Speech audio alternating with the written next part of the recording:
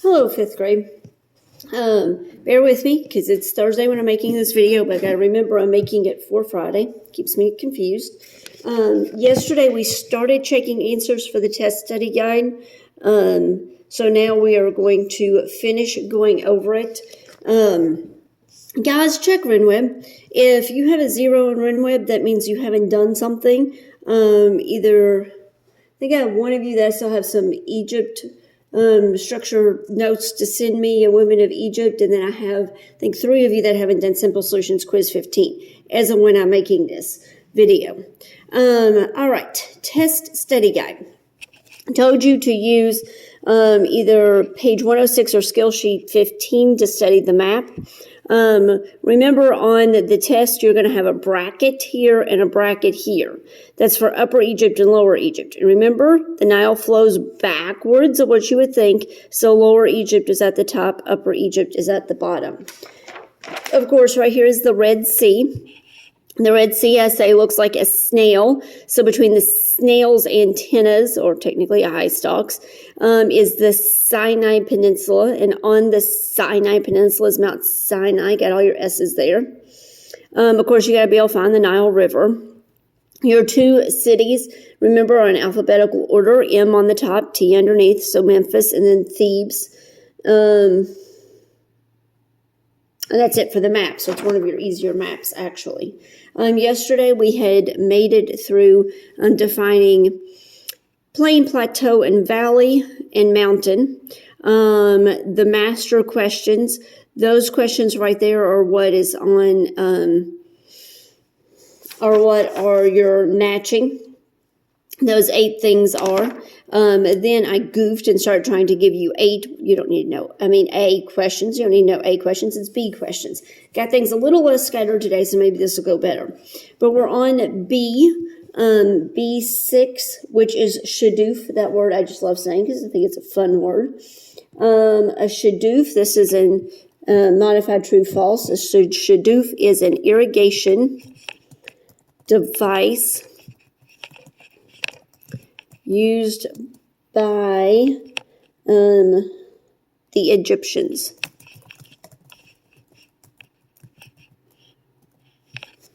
Scoot it up a little bit. There we go. Next, I told you to do B9. B9, obelisk. The obelisk is a matching.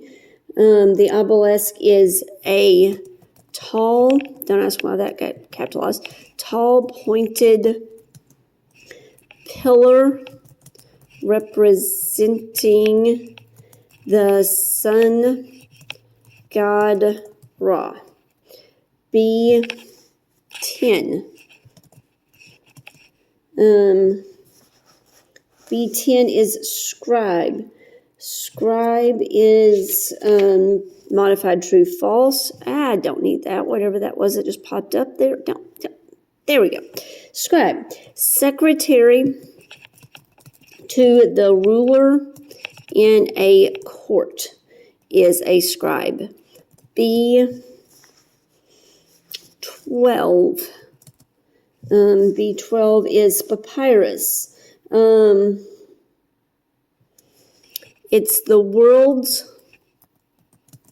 first paper-like material. That should be 2 words, shouldn't it? Although they have it as 1 word on the test, but my computer says that's not a word. So B14. B14 is hieroglyphics. That's also part of this matching. Ancient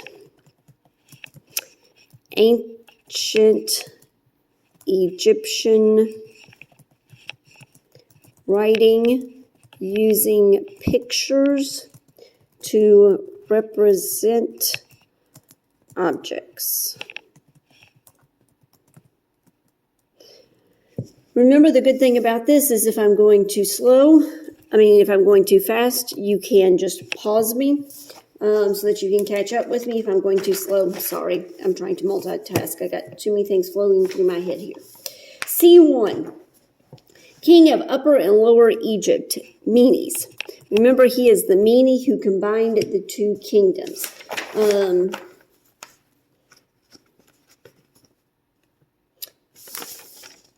He is also the first pharaoh. And that's actually what's on the test, is that he was the first pharaoh.